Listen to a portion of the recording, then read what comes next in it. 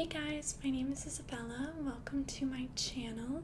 So for today's video, as you can tell, it's a little different than my normal, not a little different, it's very different from what I normally post on YouTube, but I decided that I wanted to share this experience with you guys, and I also wanted to make this video something that both people who are watching it for the ASMR aspect will enjoy, as well as people who are just interested to maybe learn more about an otoplasty, whether you want to get one, are getting one, whatever. So I decided soft-spoken would be the way to go for this video instead of whispered, which most of my videos are soft-spoken anyway.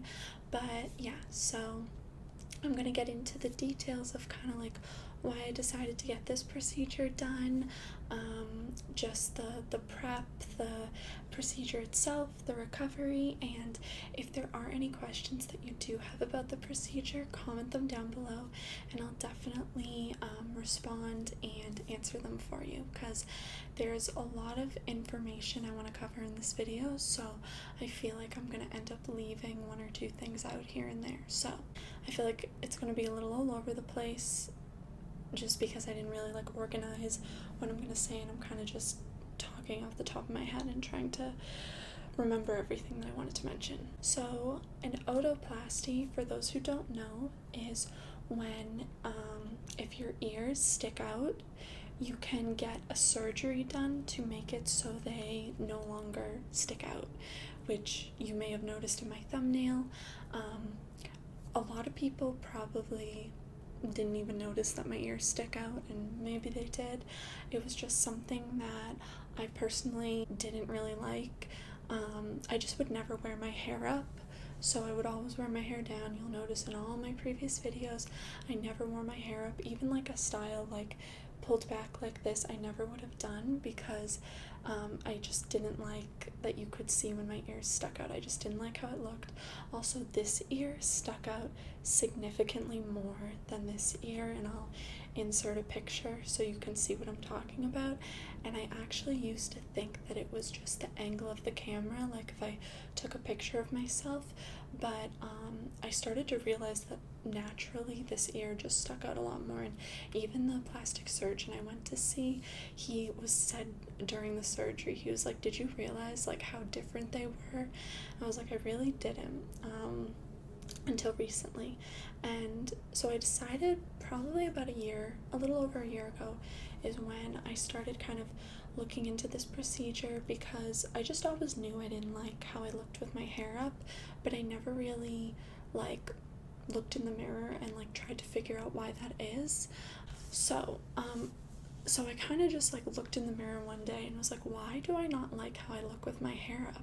I don't know if I just looked into a procedure to fix that, or was just kind of looking into it, and I found that an otoplasty was something that you can have done. And I remember when I was younger, a girl in my dance class, when I was 10, I think, she had an otoplasty done. It's a procedure that you can have done as early as 4 or 5 years old. So it is done commonly on younger people, but I saw when I looked at different plastic surgeons, some of the before and afters, I saw before and afters of 80-year-old men having the procedure done. So it's, all age ranges have it done. So I started looking into it, and I moved to Florida back in July, so I started looking at surgeons in the Florida area. And a big thing for me personally was that I was nervous about having surgery, and I didn't want to go under general anesthesia if I didn't have to. And I know general anesthesia is very safe, and if you do go under it, it is very safe. But just for me personally, I knew that there was an option of getting this procedure done without needing to go under for it. So, that would have been something where if that was my only option, I would have just been more nervous, but I probably still would have done it. But since I knew okay, I can kind of relieve one thing that I'm stressing about, which would be the general anesthesia aspect by just getting it done under local. And if you don't know, general anesthesia is when you're completely like asleep, you have a tube down your throat, and I think there's like a machine, I think it's kind of breathing for you. I think after general anesthesia there's also IV sedation, and I think that's what I had done when I got my wisdom teeth out when I was younger. So that is I think you're technically awake, but most people fall asleep. Like, I don't remember getting my wisdom teeth out at all. I remember looking over and then putting the needle in my arm, and I think I remember like waking up for a second during the procedure, but I was really out of it. And like, even after the procedure, I remember my mom like showed me videos she had taken of me on her phone. Like, I was just like speaking nonsense. So you are still in like a drugged state, and again, very safe, but I just wanted, if local anesthesia was an option, that's what I wanted. I wanted to be completely awake and alert and just do it under local. So that was a big thing for me when it came to finding a surgeon, and obviously a surgeon that would do a good job. And it's interesting picking a doctor for an elective procedure, because I remember after meeting him, I was like, how am I going to know when it's the right person for me? That was a big thing, was like feeling very comfortable and confident with the doctor. And I feel like I always felt very safe with my doctors previously, but something about an elective procedure, it was harder for me to decide, because I was like, I don't have to do this, I want to do this. So how do I know like who to pick? I was watching a video on YouTube of a surgeon showing the otoplasty procedure under local, and he showed himself injecting a girl's ears and then doing the procedure and just kind of like filming her afterwards, like asking, how are you feeling? And he seemed really nice, he seemed like he had a good personality, and I liked that he did it under local. And I remember watching the video thinking like, why can't someone like this be in Florida or be close by? Just because with COVID and everything, I was like traveling and stuff, that's just gonna make it more complicated. So I was like, I really want to find a doctor near me. So I ended up going on his website and realized he was in Florida, and I don't know why I thought he wasn't. For some reason I thought he was like in California, but he was in Boca Raton, Florida, which is 3.5 hours from where I am. So it was, a little farther than the other doctors I had been looking into, but completely worth it. I like booked a consultation, and I remember like booking it being like, this is the doctor I'm going with. I loved his before and after pictures. Every single one of his pictures, I was like, if that's how my ears come out, I'll be really happy. Whereas some of the other doctors I looked at, I would see some that I was like, oh, I really like that before and after. Others, I was like, I feel like that was a more conservative, like, otoplasty, and it looks like they just stick out less, but like there could have been more done. I'm not a doctor, maybe I'm wrong, but that's just not how I felt with the surgeon I decided to go with. So I booked the surgery, and I had it done April 23rd, and today is May 13th, so tomorrow will be exactly 3 weeks, and I feel really good. I've had to wear a headband covering my ears for the past 3 weeks. You may have noticed in some of my videos if you're on my Patreon, and the video I posted Monday, I had a headband on, and that hasn't been for the videos I've been doing. That's for the fact that I'm supposed to be wearing a headband, but I figured I can take the headband off for like an hour to film this video, and maybe one more, but yeah. So let's go to the day of the surgery. So I woke up, and me, my boyfriend, and Muffin drove down to Boca Raton. We were staying at a hotel nearby. I wasn't nervous originally going into the procedure. I felt really good about it, and this is something that I want to mention, because I think that if you are getting like an elective surgery done, part of me thinks like watching other people's experiences is great, and another part of me thinks it's potentially maybe could be harmful. That it's like kind of two sides, because I was feeling really good about the procedure, and then I started watching other people's experiences. And I remember this one video I watched, there was a girl saying it was the most painful experience of her life. The injections in her ears were horrible, the surgery was horrible. She said she was crying the entire procedure. And then like her recovery, I think she showed like the first week of her recovery, and every day she said she was in excruciating pain, and it just made me nervous watching that, because I originally was like, it'll be fine, I'm gonna take pain medication, it's no big deal, I'm gonna be awake. I think that also makes it feel like less of a big deal when you're awake, because I'm like, yeah, it's surgery, but like I'm gonna be awake. So that made me a little more nervous. And then I watched a few other videos of people's experience, and they also said like the first night the pain is horrible, and the doctor also told me the first night the pain is horrible. So I had all these, people saying how horrible the pain is for definitely at least the first night. So that made me a little worried. And I am happy though, because I almost watched a video on YouTube of like a surgeon doing the actual procedure, but then I was like, no, don't do that. Don't watch it, because then you'll be visualizing that. But now let's go to the actual procedure. My procedure was at 5 p.m. So the first thing they did was like slick my hair back so it wouldn't be in the way, and then they brought me into one of their exam rooms, and they took before and after pictures, and then the doctor came in and he did the injections. So I was really nervous before the injections, but they definitely weren't the most pleasant thing, but they weren't the most painful thing. So I was happy. I was lucky that it wasn't that bad.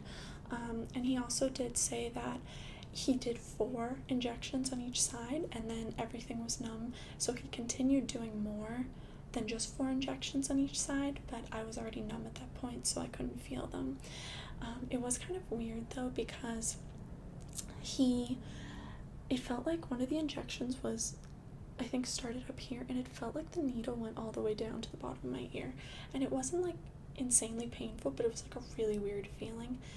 But what I think it was, I think he injected some sort of maybe saline fluid or something, because I'll show a picture, because my ears after the injections stuck out way more than they actually did. So I think he must have injected something to make them like stick out more, and maybe that just made it easier, because he removed cartilage like where your ear in the back meets the side of your head. That's where the cartilage was removed and where the stitches were. So maybe like making it stick out more makes it easier for him to like do the surgery on that area. So I got all numb, and he brought me into the operating room. I will say there is something weird about being awake lying on an operating table. It kind of feels like you're witnessing something you're not supposed to be witnessing. I don't know. But he put a sheet over me that had a hole for my ear, and honestly, when I first went in, I was like shaking a little, just because I wasn't even feeling that nervous, but my body was just, I think, just full of like nerves from just like the whole day leading up to this moment. They just started talking to me about like, we were talking about like Taylor Swift at one point and Ed Sheeran, like normal stuff, and it was good because I really just focused in on talking to them. They also had like music you would play at like a spa to relax on in the background, so I really focused in on that, and I focused in on just talking to them and not thinking about what was actually going on. And by the end I was feeling sleepy, like I could have taken a nap, but it really wasn't bad. You just feel like a little tugging, and I could hear the sounds, obviously, since you're like right up, doing everything like in your ear, but I didn't feel pain once, and it was just weird knowing he was cutting into the cartilage. That was probably like when I felt the most tense, was just like knowing, like imagining him like slipping, but like you know, he's a well-trained plastic surgeon, he knows what he's doing, so that was just my own fear. And it wasn't bad. I think the whole procedure took like an hour, so like 30 minutes on each ear, and then he wrapped my head up in gauze, and then I thought that right after the procedure was done I was going to be in like searing pain within like a half hour, but he actually said, I think the injections were probably done at like 5:30 and the surgery finished up at like 7, and he said, he was like, go back to your hotel, have dinner, and take the pain medication after that. So he's like, you have a few, like, it's not going to start for a while. And I didn't start feeling pain until 10 p.m. that night. So it was nice to be able to like go back to the hotel and like relax and have dinner and not, you know, be in pain. But there was like in the back of my head, I kept thinking like, okay, like, when's this pain gonna start? So I first started feeling pain at 10 p.m. and it was just the tiniest bit at first, but I took my pain medication right when I felt it, and I would say by midnight, maybe like 12:30 is when I was in pretty decent pain, and by 1 a.m. to 2 a.m. was the worst. That's when the pain was at its worst, and I had to wait until 2 a.m. to take more pain medication. So like, for some reason the first round of pain medication felt like it didn't really work, but the second, when I took it at 2 a.m., that's when I actually felt it kick in, and I think by like 2:30 or 3 I fell asleep, and when I woke up the next morning, the pain was like bearable. I would say 1 a.m. to 2 a.m. is when the pain was to the point where I was watching a TV show and I was like missing things in the show. Like, I was half paying attention because I couldn't really focus on anything but the fact that like the pain was so bad. But then I fell asleep, and when I woke up I was still in pain, but it was bearable. Like, you know, I could think about other things and like have a conversation, and I was comfortable even though I was still in pain. And then I had to go back to the office to get the white bandage, the gauze taken off, and they told me to bring a cotton headband to wear, and they told me to wear it for 3 weeks straight. And it's interesting because I did watch a lot of videos of other people getting this procedure done, and every surgeon has different instructions for like the aftercare. My surgeon told me that the white gauze headband would be removed the next day, a cotton headband would be put on. I was on antibiotics starting the day before the procedure, and it was supposed to be 2 weeks after, but then when I went back the following week to get my stitches out, he said I could stop the antibiotic. And then also I was given a topical cream to apply on the stitches twice a day for like a week. I think it was a little over a week. And what else? And I was told to get in the shower twice a day, every morning and night, to let water kind of run over the stitches, which I thought was going to be really painful, but wasn't that bad. And I think that was everything. The pain the healing process did take a while. Like, I would say I was in pain, like some form of pain, every day for a little over a week, like a week and a half. It would be like bearable, but it would still be there. So that was a little longer than expected. It was kind of like a dull, constant pain. So it was bearable, but just there a lot of the time, especially in the morning when I would wake up. It wouldn't even be the ears themselves. It would be like the back of my head, and I asked the nurse that, and she was just like, you know, everything's connected, so it's just everything was tender. Like, the area of my scalp around the ear was very tender. The ears themselves are still very sensitive. Like, I don't have full feeling back in them, and like last night I was holding Muffin, and she like threw her head back and hit the ear, and it did hurt. So, you know, it's going to take a while for them to be fully back to normal. I think the healing process might be 3 months. I wrote down everything. I like asked every question possible about this. Like, I think I can wear earrings starting tomorrow, but I don't really have a desire to do that right now. It was cute though, because Muffin just got spayed. I scheduled it so that I had my surgery Friday and she had her surgery that Monday, so we were recovering together for a week, and it worked out well. I think that may have been everything I wanted to mention. I guess I'll show you them up close now. So I'll show you like a before and after.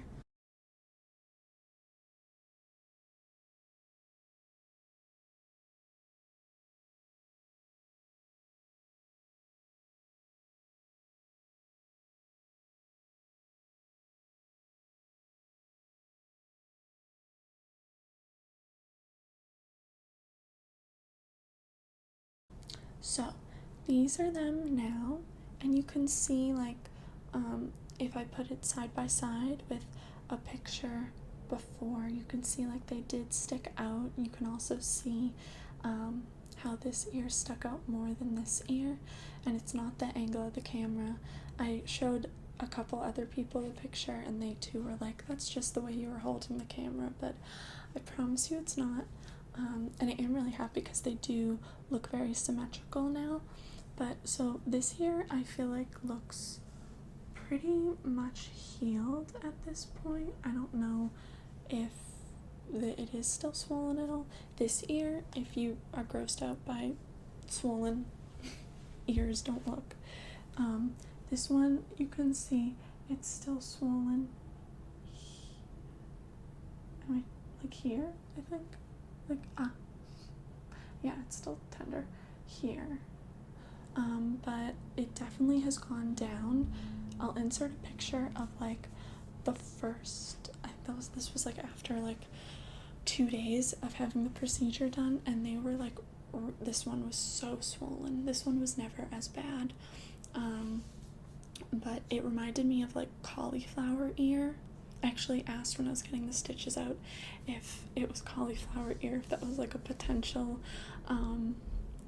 like risk of having an otoplasty, and the nurse was like, no, you don't have cauliflower ear. So that was a relief. But yeah, thank you guys for watching this video. I hope it was helpful or just interesting. Maybe you're asleep right now, but I appreciate you guys watching. If you enjoyed this video, give it a thumbs up and subscribe to my channel. So thank you guys for watching, and I will see you in my next video.